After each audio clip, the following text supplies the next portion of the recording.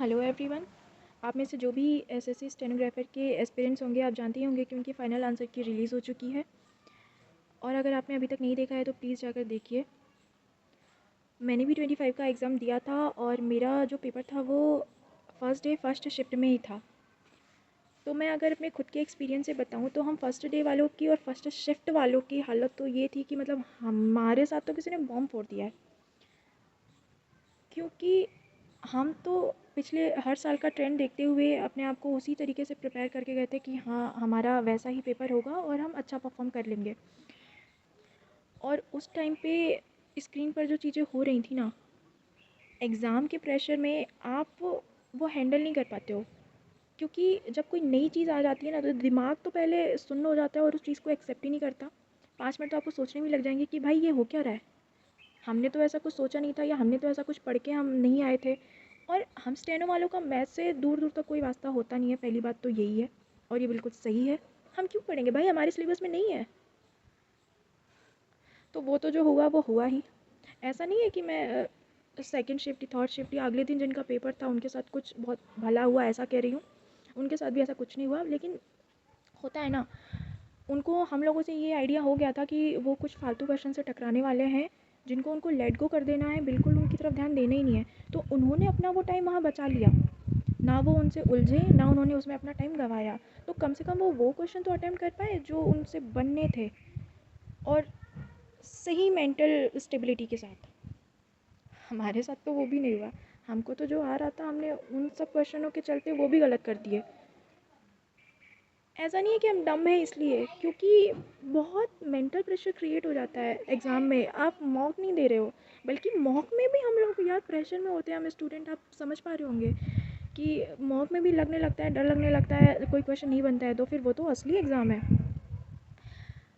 पर सच बात तो ये है कि वो एग्ज़ाम देकर भी मैं इतना डिसअपॉइंट नहीं हुई थी जितना कि ये आंसर की को देख कर हो गई हूँ।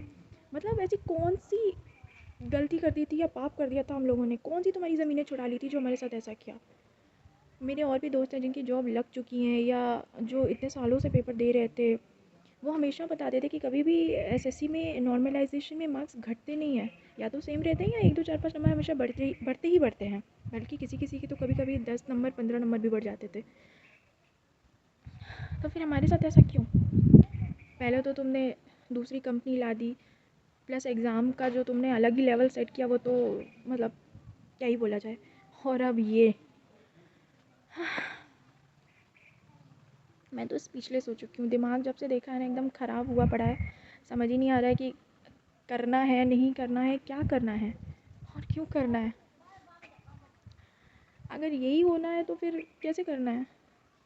मैं अपना खुद का बता रही हूँ, इन्होंने सीधे सीधे 6 7 नंबर कम कर दिए हैं यार। बढ़ाना तो दूर की बात है, अगर वो 6 7 नंबर नहीं भी कम करते ना तो भी कम से कम उस पीडीएफ में मेरा नाम होता।